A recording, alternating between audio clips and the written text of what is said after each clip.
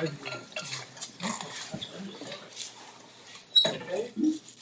so we're ready for the second lecture of the Symposium. We're very happy to have Larry Guth, who will speak about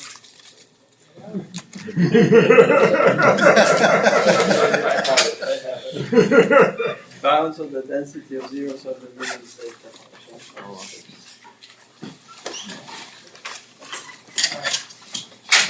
Well, thank you for having me.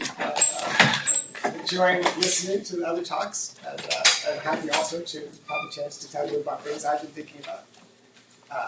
I'm going to talk about analytic approaches to trying to understand the Riemann zeta function, and which is related to prime numbers. I'll start with a little introduction about prime numbers and the zeta function, and introduce all the questions. Okay. So we're going to talk about how prime numbers are distributed, and a basic question is like, how many prime numbers are there between x and y?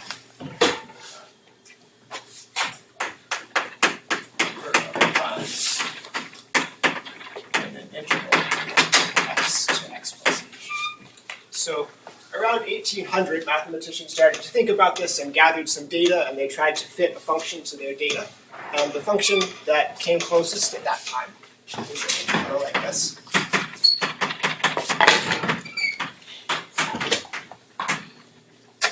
Of course, that's not exactly right, so there's some error. So one goal of analytic number theory is to understand this error and to understand in particular how big it is. Okay, so looking at numerics and also some theory, there's a conjecture about the size of this error. And the conjecture says that if this interval isn't tiny, so h is at least a small power of x, then the size of the error is about the square root of the size of the main term. So it's bounded by h to the 1. So in the special case that h equals x, this is the Riemann hypothesis. And if h is smaller than x, it is even more difficult than the Riemann hypothesis. So all of those things are unknown. But it's consistent with numerics, and it's also consistent with like a random model of your primes. So if instead of prime numbers, you picked integers by a random process, then it would be easy to see that the error would have this square root size. Cool. So those are conjectures. We also know something about it, starting with the prime number theorem. So there it is. Okay, so the prime number theorem says that the size of the error is little o of the size of the main term if x equals h, and that's around 1900. This little o you can make more quantitative, but it's not very satisfying. So you cannot put, for example, the main term to the 0.99 or something like that. That's out of reach. That's when x equals h. And we can also make h smaller. Now, if we had a much better bound for the error, like main term to the 3/4, then that would automatically allow us to say something with h is smaller. But even though we don't have that, it turns out to be possible to say something if h is smaller.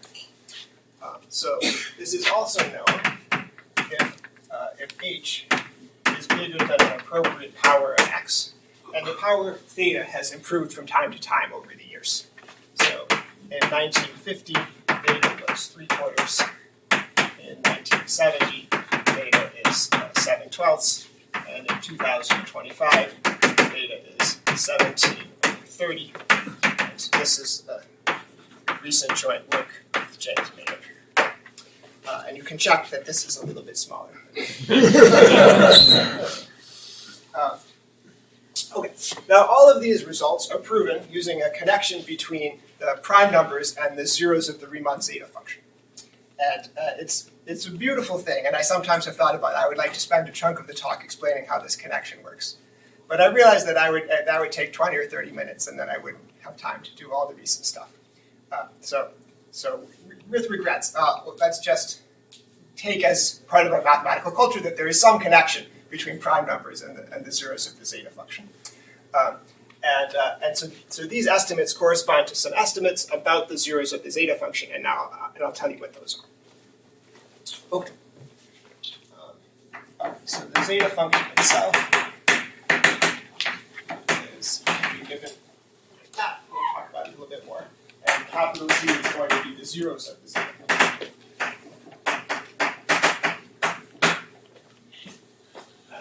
Okay. And so what we're going to talk about is the number of zeros in some region. So the real part of S is bigger than sigma, and the imaginary part of S has the order of system. So here's a picture of this region. Here's the convex plane. Here's the point 1. Let me make 1. So here's the number 1.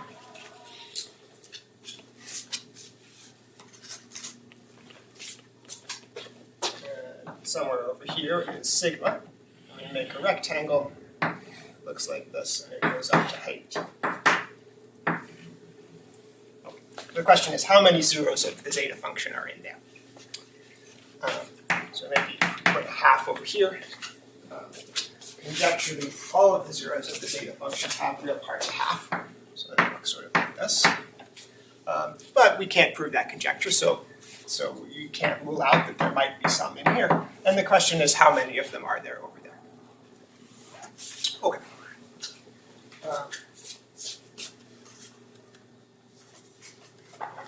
Okay. So here's what we know about this.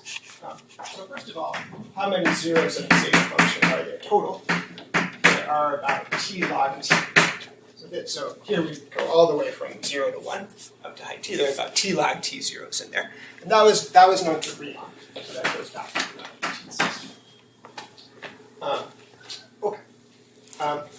Then there are some theorems that say n sigma t is bounded by t to some exponent that depends on sigma. And these exponents have improved from time to time. So by the, I think, the 20s, we knew that for every sigma bigger than half, this exponent e of sigma is less than 1. And so that means, if you're interested in zeros of the zeta function where the real part is bigger than 0.51, that's a very small proportion of all of the zeros of the zeta function.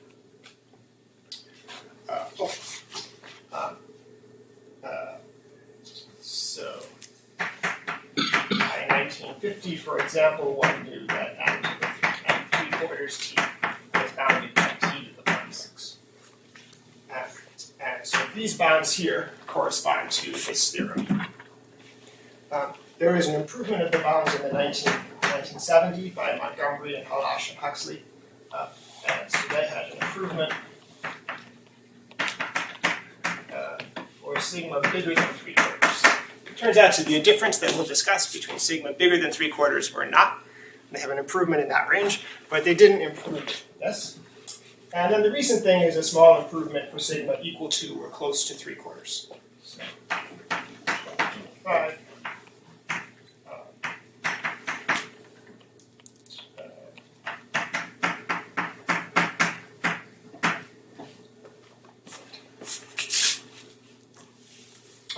Actually, let me mention here that even if we had the Riemann hypothesis, it would not give us this result for all theta.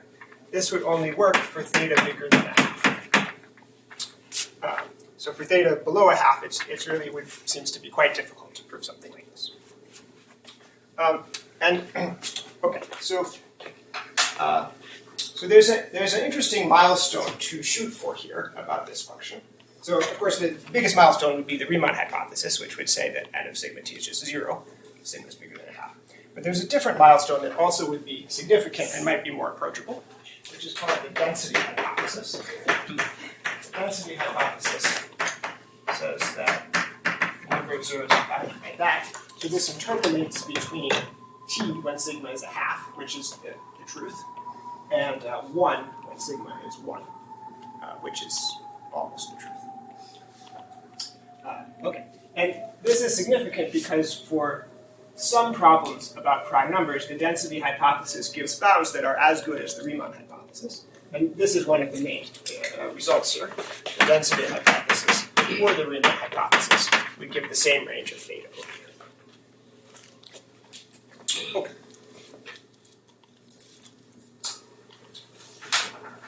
Okay, so how does one prove bounds about n sigma t?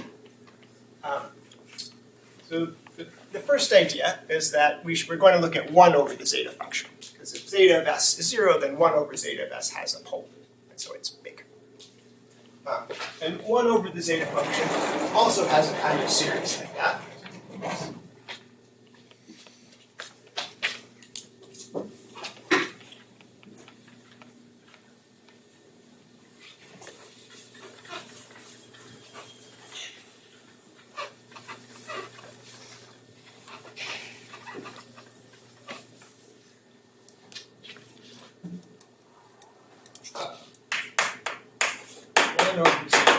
Has an infinite series like this, and it looks similar, but it has also these coefficients.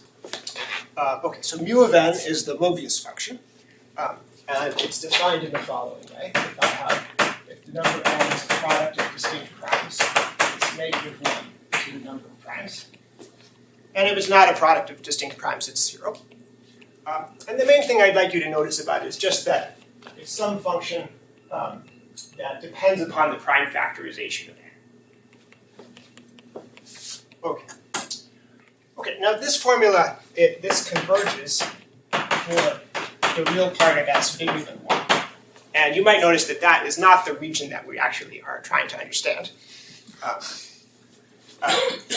Nevertheless, you might hope that if 1 over zeta of s was 0, if zeta of s was 0, you might hope that some approximation of this infinite series would still be big. And that turns out to be true. It's a non-trivial thing. It takes some work, but it is true. So we're going to look at finite truncations of this. So let's say dn of s is a finite approximation of this series. And there's a few of them that are used, but just to give an idea. What it would be that I just take the terms of the series from this range. Okay. So I won't say this in a completely precise way, but if zeta of s is 0, then 1 of the dns is a function.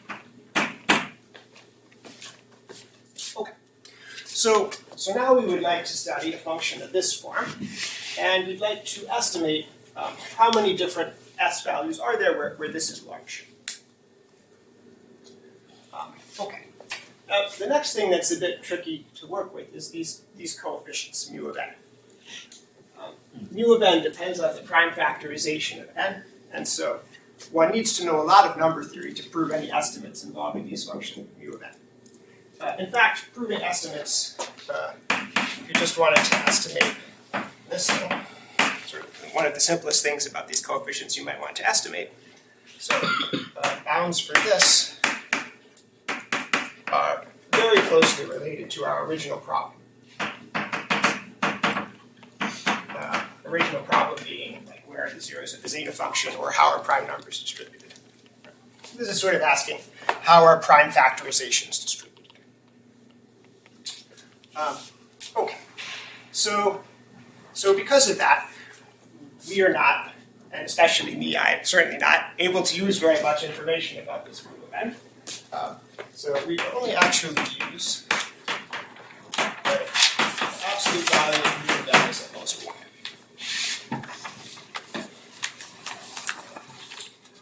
So this leads us to consider a much more general problem, which is that you have any series that looks sort of like this, with coefficients that are bounded by 1, and we're going to try to estimate at how many values of s can this thing be large. So that is called the large value problem for Dirichlet polynomials, and now I'll write it down officially on this board. Good job.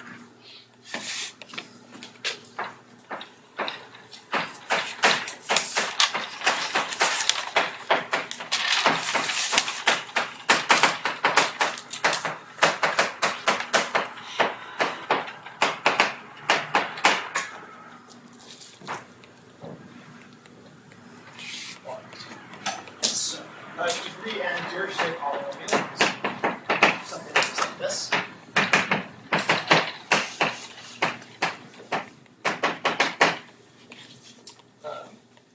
So that basically matches this. So y, if s is sigma plus t, then n to the minus s is n to the minus sigma n to the minus t. So this is that. And this thing we can sort of smoosh into that thing, which all we knew that was bounded anyway. And after, so we get something. Okay. So I'll have a normalization.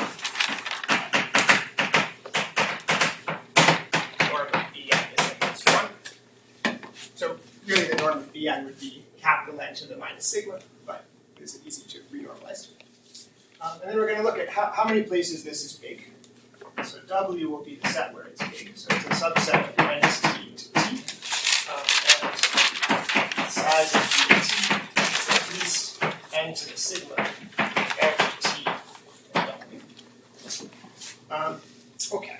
And now I need to put some condition that the points of W are not too close together.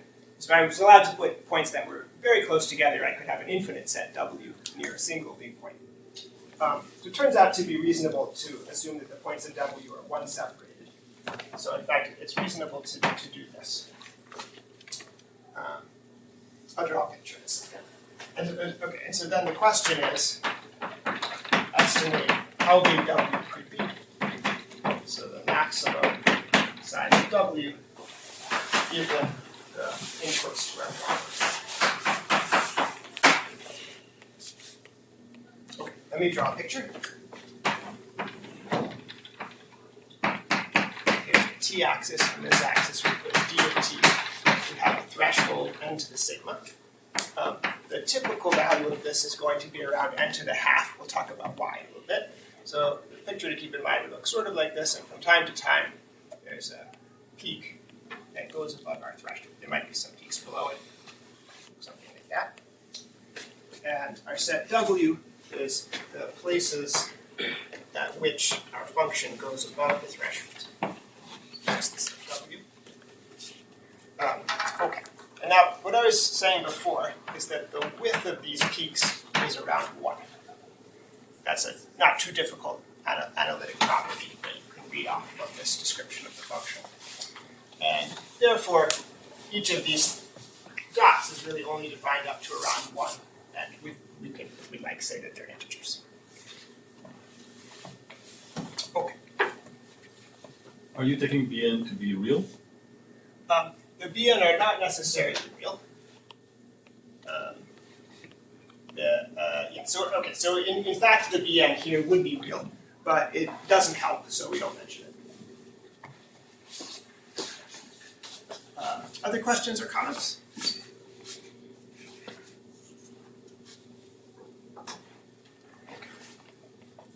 Okay. Cool. So I would like to describe some of the ways that people have worked on estimating this thing, and also to describe what some of the issues are. All right. So the first estimate is orthogonality. It leads to an estimate, gives to a sharp estimate of the integral of the norm of t squared.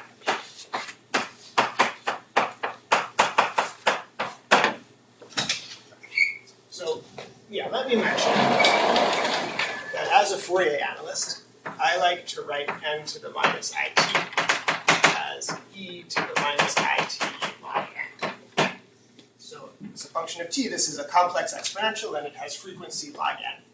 And we're added together. We're taking a linear combination of a bunch of complex exponentials with different frequencies. So we have some orthogonality, and that leads to a bounded this.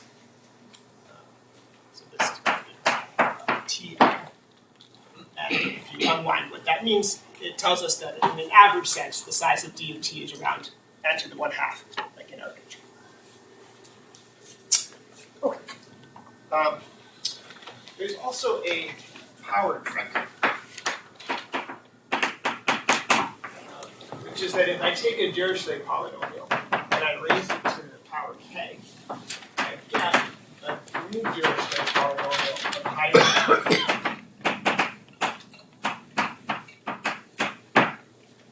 And then I can apply orthogonality to that new Dirichlet polynomial.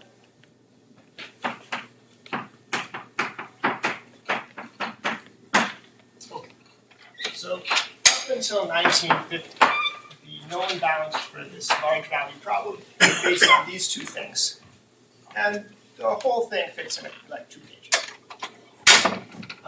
That is good enough to give that 1950 bound for n of sigma t, and that 1950 bound for the prime number theorem in short cases. All right. We could ask, well, what do we think the truth is? What do we think is the correct answer to this question? And that was conjecture. There's conjecture about that by Montgomery. It was made around 1970.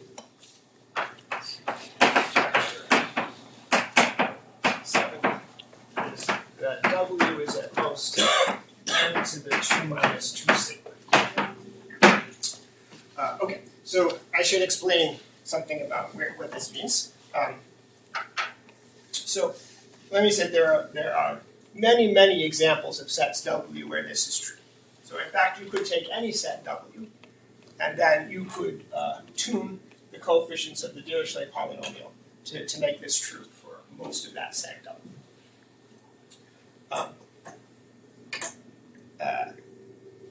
Yeah, I can even describe how to do it. So suppose W was just 1 point, and I wanted to tune the coefficients of my Dirichlet polynomial to be big at that 1 point.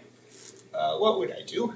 I have 1 point t, and I would choose Bn so that Bn times n to the minus it was positive. And then they would all add up positive, be really big at that 1 point. Okay. So now suppose I have 10 points, and I'd like to make my Dirichlet polynomial big at those 10 points.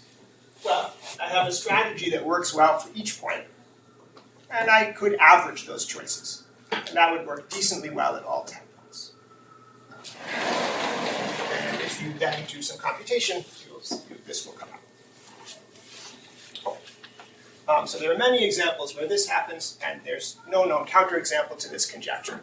And that's most of the evidence for it, but we'll talk about it a little bit more.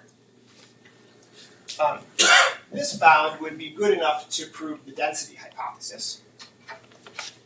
So it would be a nice milestone in our understanding of the Riemann zeta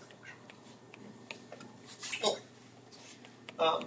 However, in spite of the fact that we get quite a bit of information about this problem by these pretty simple methods, it has proven to be quite difficult to fully answer this. And so, yes, I would like to try to explain next why I think this is difficult.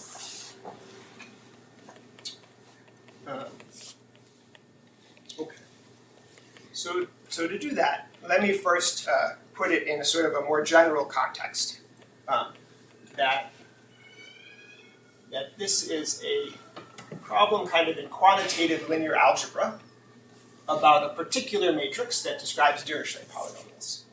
And you can ask a similar question about any matrix. All right, so let's unpack that.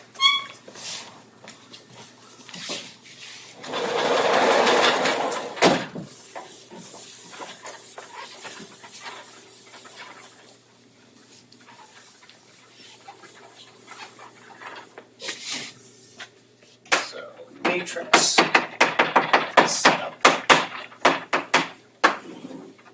Okay, so first of all, there's a matrix that I'll call the Dirichlet matrix. And it's a T by n matrix.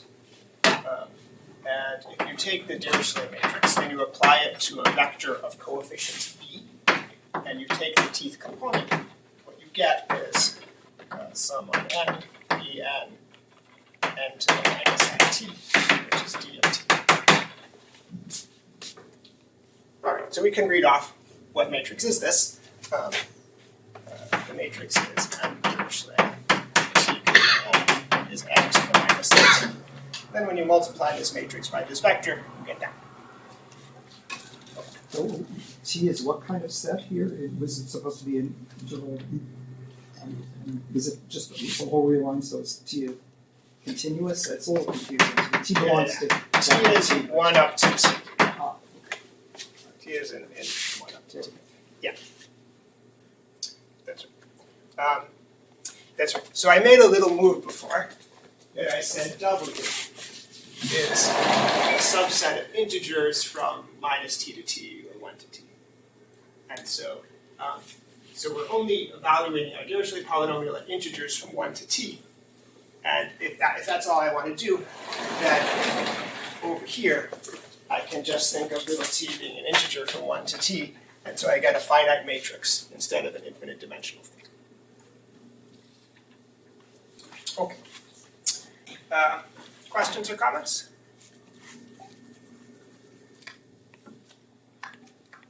Okay. So now I can rewrite the large value problem in terms of this linear operator, this matrix, and it makes equally good sense for any matrix.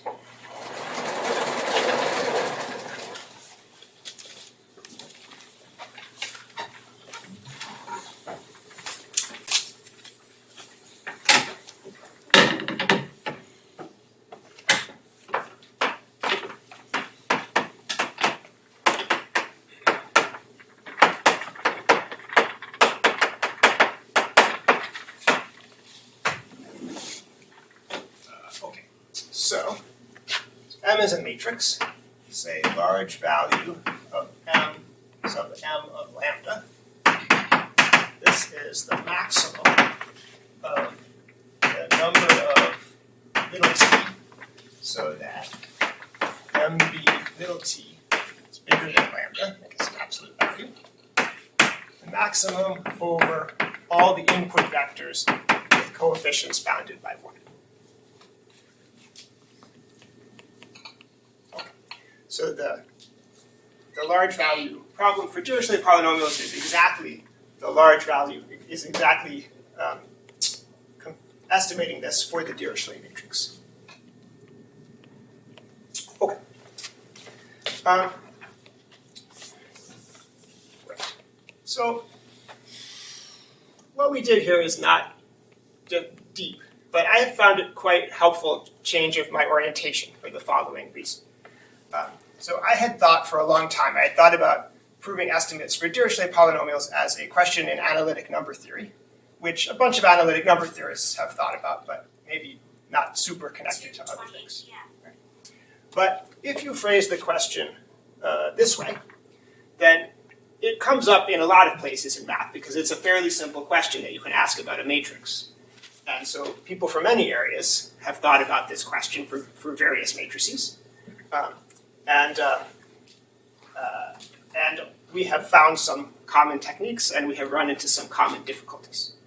So this same thing, for example, has been studied in statistics, where it's called the sparse principal component analysis. Closely related things are studied in compressed sensing, and in for analysis proper, where I come from. This has been studied for a lot of different matrices. Okay. Now, with this larger range of problems, we can put the Dirichlet matrix problem in perspective because we can compare it to what happens to other matrices that might be easier to understand. And an important reference point or benchmark is what happens for a random matrix. And it's actually not too difficult to check what happens for a random matrix. We'll call it just proposition. So if M is a random plus minus 1 T by N matrix, then with high probability, what will happen is LVM of lambda will match the right-hand side of Montgomery's conjecture.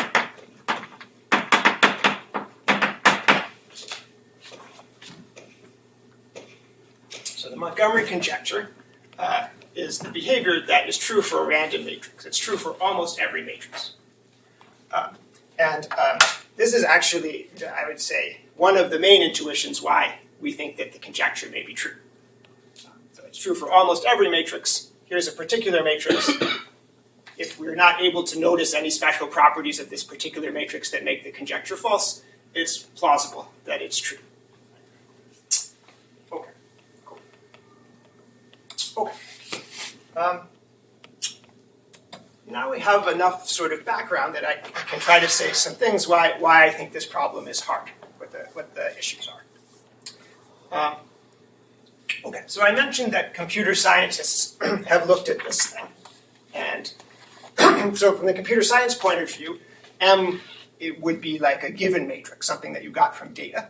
And then you would want to try to estimate this thing. And you can estimate it by brute force, but by just checking all of the input vectors. And that takes exponential time in the size of the matrix. And computer scientists have attempted to find a quicker way of computing this thing. And they have not found one. They can get so they asked, how well can you approximate this in polynomial time? And they can give only quite rough approximations using tools which are very similar to the ones on the board over there.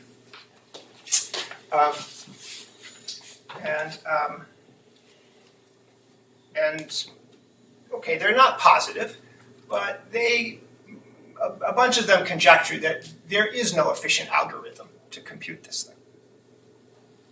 So if someone hands you an arbitrary matrix, there is no efficient algorithm to check whether this bound is true for that matrix. And if that's correct, it helps to explain why we're having trouble checking it for this particular matrix at Dirichlet.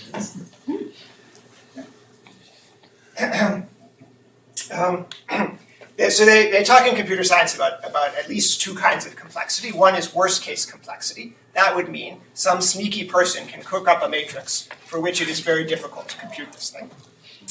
And another thing is average case complexity, which means you just look at a random matrix.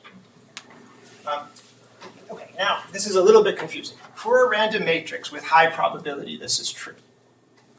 But that is not the same as saying that if I handed you a random matrix, that we could check for sure that this is true in a reasonable time. And computer scientists also tend to believe that given a random matrix, there is no efficient way to certify, to check for sure that this is true. So I was telling you a minute ago that I believe Montgomery's conjecture because it's true for most matrices, and this matrix doesn't seem to be that special. That's sort of a double-edged sword, because for most matrices, there's no good way to check this thing, we think. And so if the Dirichlet matrix really behaves like most matrices, then it's going to be very hard to prove this thing. Okay, so that's what I think of as the biggest obstacle, the biggest reason that the Montgomery conjecture is hard. So maybe it's a good time for questions and checking it. Yeah. So this matrix is kind of like a kind of a van der Waals matrix for things of absolute value 1.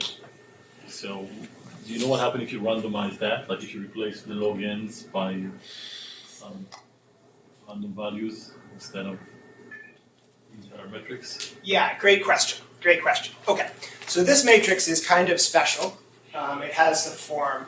Let's put that up.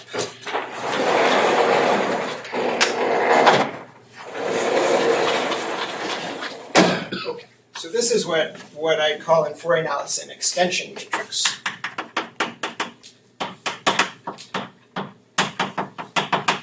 For a frequency set, some set of frequencies. So our frequencies were log n, but Tomer is suggesting let's consider some other set of frequencies. And so what this would be is m phi tn would be, or tc would be just e to the I t c. And the x's would be in the set of frequencies phi, and t would go from 1 to capital T. Now we have a matrix like this, and we could consider different sets of frequencies. Great. Okay, so I think the first question was, what would happen if we choose these randomly? If we choose these randomly, it behaves the same as in that proposition, but it's significantly harder to prove. And It was proven by Bourgain as part of the lambda of P paper. Okay. Another question that was maybe hinted at is maybe these matrices have a special structure so that even though for a general matrix there's no algorithm to figure this stuff out, maybe for these kind of special van der Waals Fourier matrices that maybe there's an algorithm. I don't know. So as a Fourier analyst, I have studied many matrices of this kind for different sets phi, including like nice submanifolds like a parabola or sphere or something like that. And those problems are hard for us harmonic analysts, although I don't know how to say anything like in terms of computational complexity or something.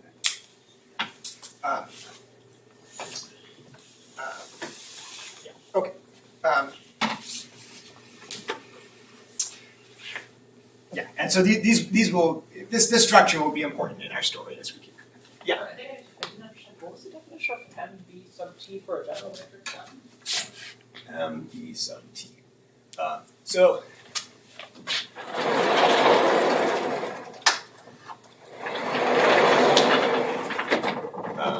So let's say that this general matrix M is still a T by N matrix. And so it has entries in Tn. And T goes from 1 up to T, so that's this T. N goes from N to N. And this B is the input vector. Yep. Thanks. Anything else? Yeah. Just to go back, so in the conjecture, the T parameter disappeared in the conjecture, right? So Correct. That's right. It's a bit surprising that this does not depend very much on T. I could put one here, so there's like a very slow dependence on it.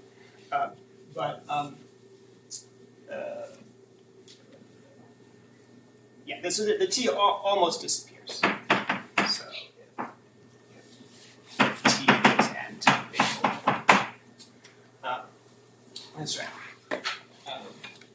Yeah, so it's an interesting fact that as you make T bigger, it has a very mild, it only very mildly changes the answer to this question.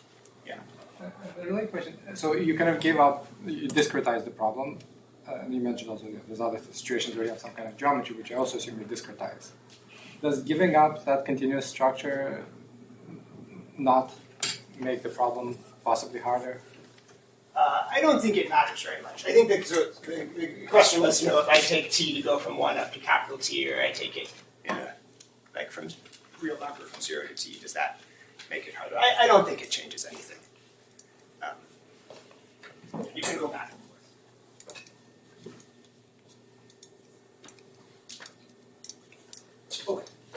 forth.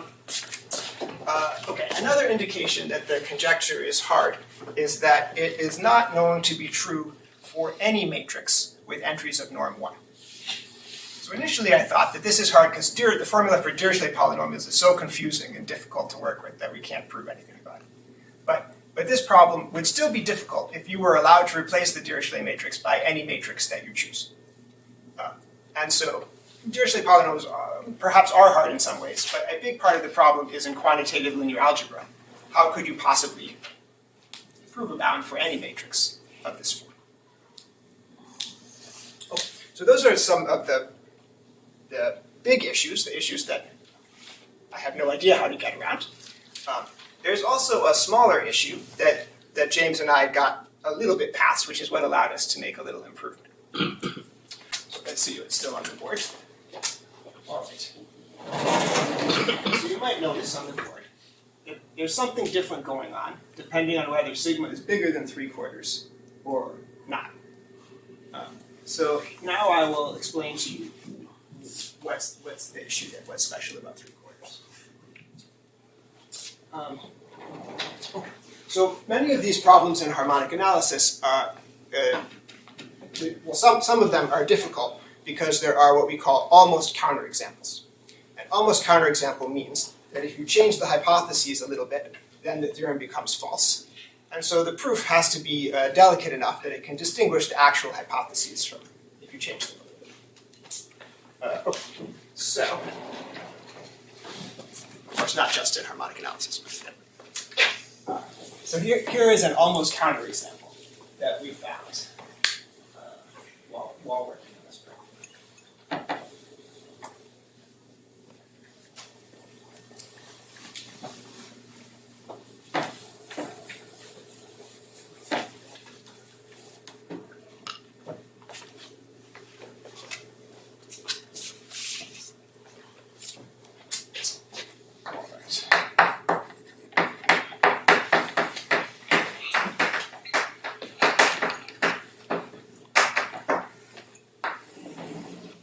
Alright, so I'm going to have some sort of imposter gear shape polynomials. And they look like this. It's a sum in the same range, coefficients, and then I'm going to have square root of little n over big N. So what I have done here is I replaced the frequency log n by square root of little n over big N. Okay, and then the analogous large value problem behaves differently. And if sigma is bigger than 3/4, d and d tilde are similar. So this means the following thing. So the large value problem is not solved when sigma is bigger than 3/4 for either d or d tilde, so I can't quite tell you that the answers are the same. But what I can tell you is that the known methods apply equally well to either case. And also, the conjectural belief about the truth is the same in both cases. Okay, but if sigma is less than 3/4, then d and d tilde behave differently.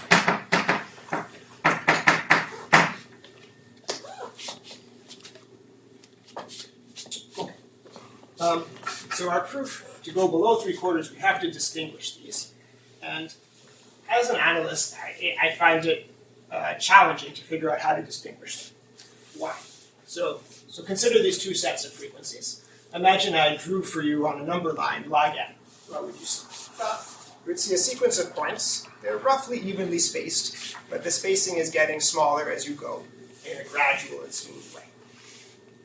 And suppose I drew these points for you on the number line. What would you see? You would see the same thing. So it's sort of the basic analytic geometric description of the frequencies is the same in the two cases, but we need to prove an estimate that distinguishes them. What's the significance of 3/4 here? Like, can you easily see why they should behave differently? If sigma is bigger or less than 3/4? No. So what I've told you, you shouldn't be able to see it. Okay. So what's special about these frequencies? This set of frequencies harbors a long arithmetic progression. Where is it? It comes from if n equals m squared. So the square root of m squared, capital M, is 1 over capital M times m. So this is, capital M is fixed and m is varying. This is an arithmetic progression. And so that means that that piece of this could be a geometric progression. And geometric progressions behave in a special way. They don't have cancellation. So that's the reason for the bad behavior of d tilde, and then if you compute out and see what happens, you'll see that that produces peaks of height n to the 3/4.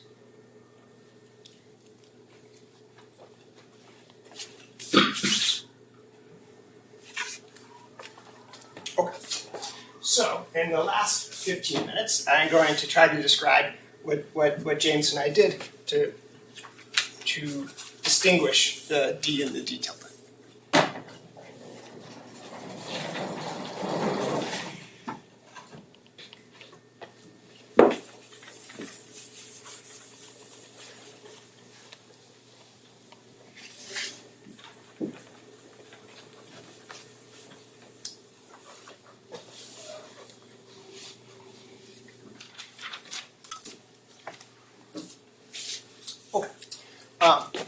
First thing we're going to do is think about submatrices. So I have a matrix M, which is a T by N matrix, and I pick out just some of the rows. Just some of the rows. So W is some set of rows of the matrix that I pick out. Then M sub W is the submatrix. So I just include the rows of W. And this W here is intentionally the same letter as this W here. These are the places where perhaps some Dirichlet polynomial is big. So if we imagine that M times B is going to be big in those rows, in those components, then this matrix MW will itself have a big norm. So a related question would be to estimate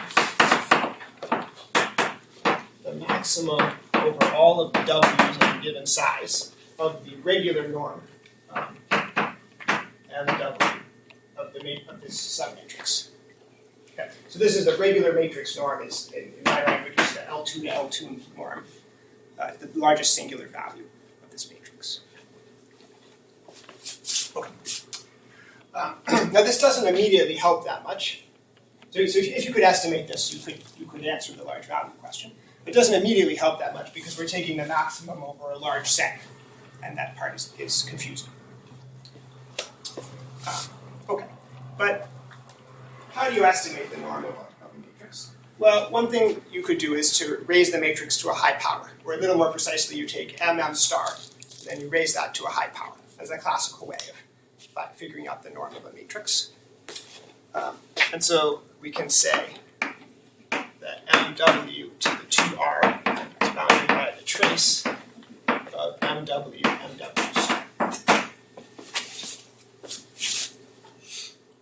Okay.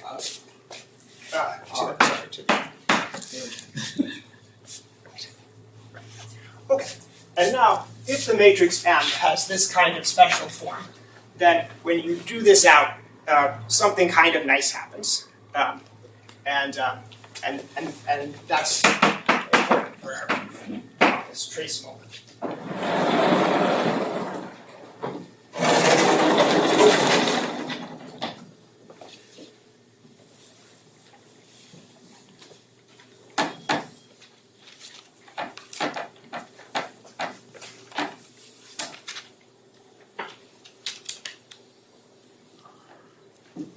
Okay, so if our matrix is one of these extension matrices with some set of frequencies, then the trace moment works out to a sum like this.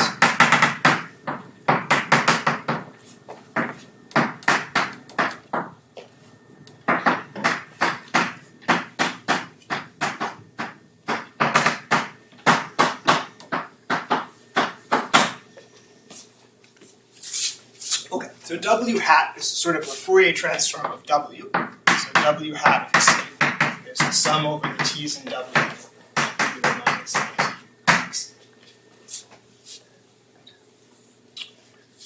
Okay. So it gives us an expression of the type that Fourier analysts look at and try to estimate. And in order to prove good bounds for the large value problem, we have to estimate this. But we have to estimate it for every set W of a certain size. And that part is a little bit intimidating. Okay. And in addition to that, our estimate has to somehow be sensitive to delicate feature of phi that distinguishes log n from this root n over n.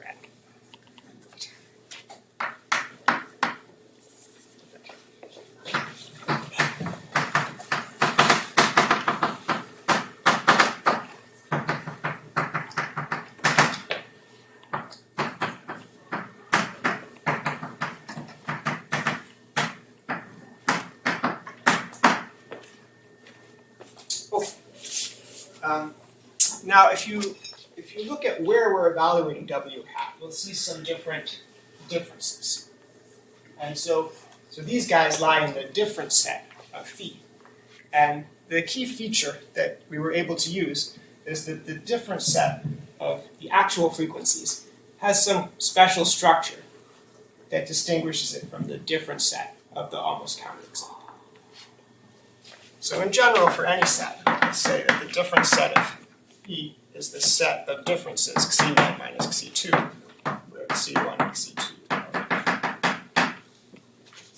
And in the last part of the class talk, I am going to draw for you these two different sets and see what is different about them.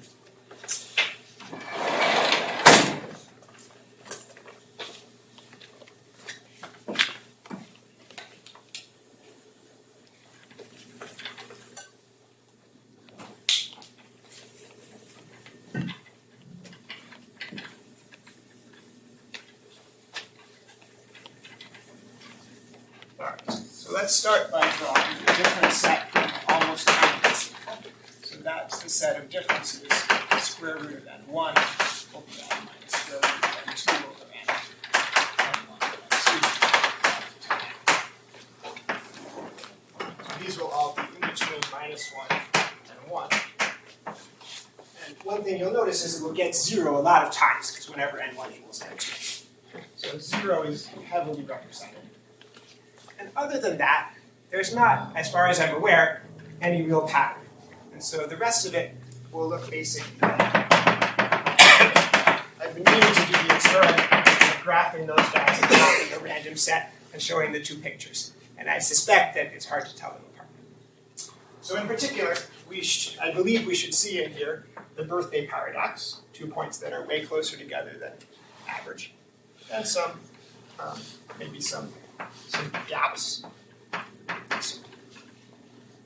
Okay. So now let's graph the density of the different set at some scale of 1 over 2, which is kind of what's going to be relevant for estimating this sum. And so maybe t wraps say if we do that, what you'll see is, first of all, there's an overall trend. This overall trend reflects the density that you would see if you took real numbers from 1 to n instead of integers. But then there's some deviation from the overall trend. The deviation involves a big peak at 0, a little dip around there, and then some stuff that looks like noise, because these guys look kind of random. And under this noise, where you have the birthday paradox, or where you have guys kind of packed together, that'll be below a high density point. And if I had a gap over here, that might be below a low density. Okay. Alright. Now let's compare to what happens with the Dirichlet polynomials.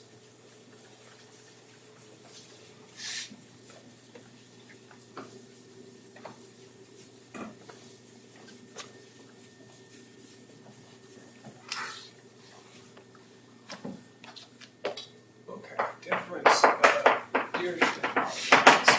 So now I'm going to be looking at log of n1 minus log of n2, where n1 and n2 go from.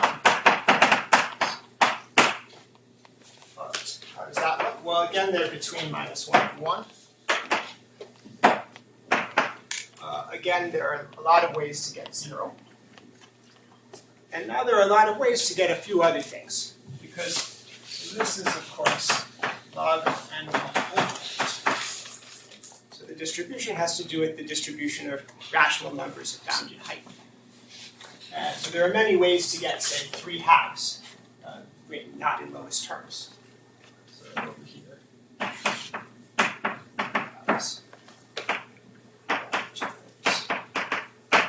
Okay.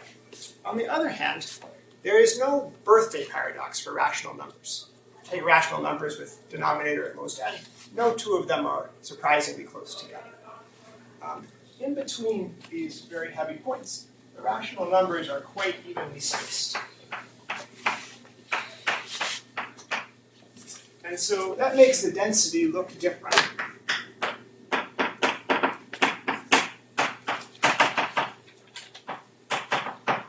So again, there's some sort of general trend, which looks much the same as before. Again, there's a bolus around 0. There are other boluses around other rational numbers with small height. It's more than just 2/3. I just stopped drawing there. But in between them, it's remarkably smooth.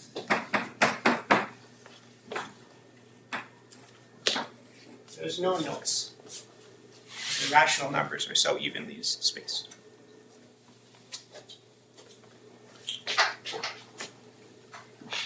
So this difference powers our proof.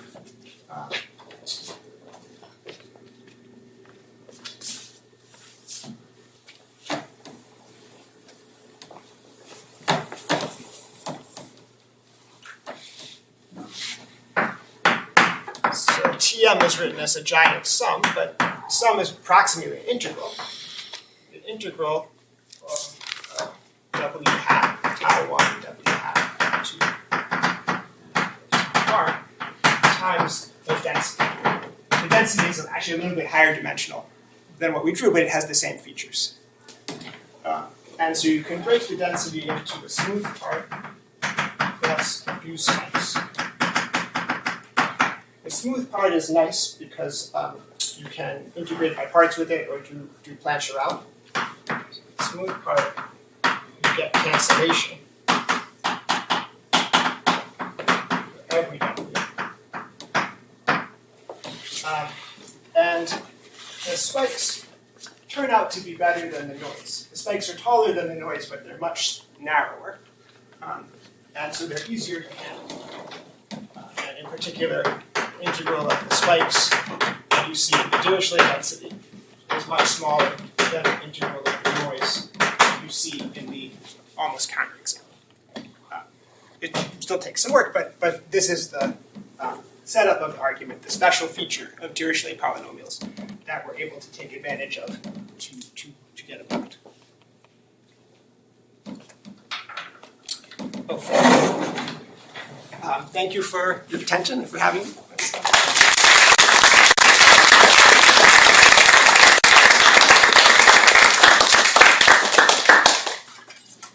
Any questions? I'm a little confused. If I have n random real numbers between 0 and 1, the birthday paradox is that I could expect things like around 1 over n squared. Yes, that's right. Right? And for rational numbers like 1 over n and 1 over n plus 1 differ by around 1 over n squared. Yeah. So what do you mean there's no paradox? Yeah, that's right. Okay, so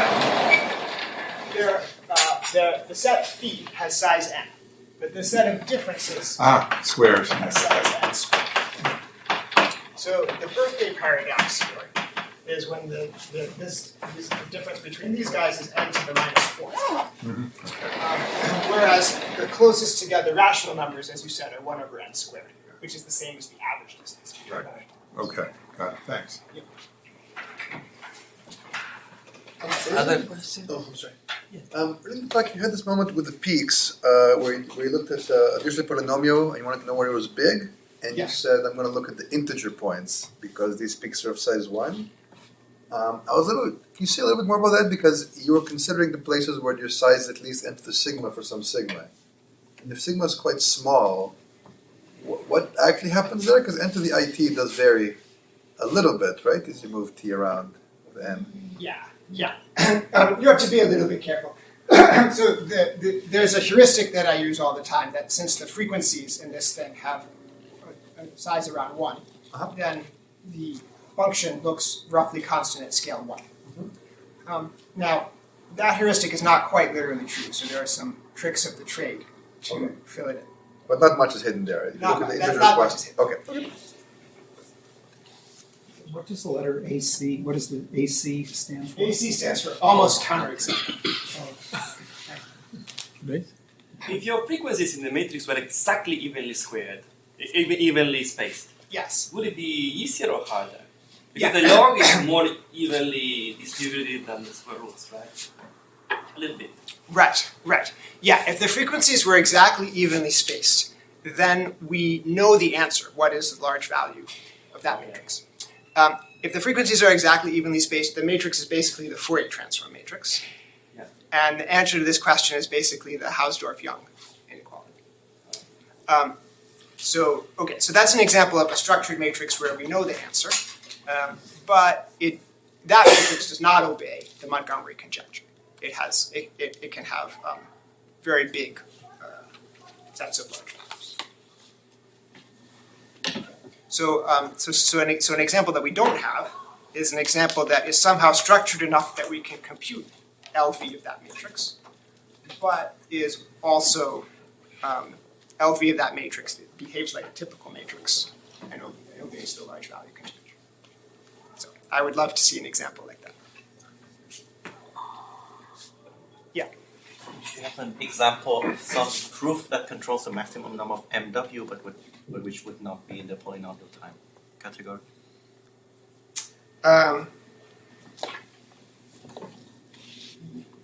So the question is, how about a proof that controls the maximum of this, but it's not polynomial time? So there is the brute force proof where you check them one at a time. But there's some more interesting stuff than that in the computer science literature, and there's actually some very interesting algorithms that take in between polynomial and exponential time. So it's not enough, still not enough time to do brute force, an interesting algorithm, and I have been wondering, can we take those algorithms and apply them to Dirichlet polynomials or whatever? Can we learn anything interesting? I don't know.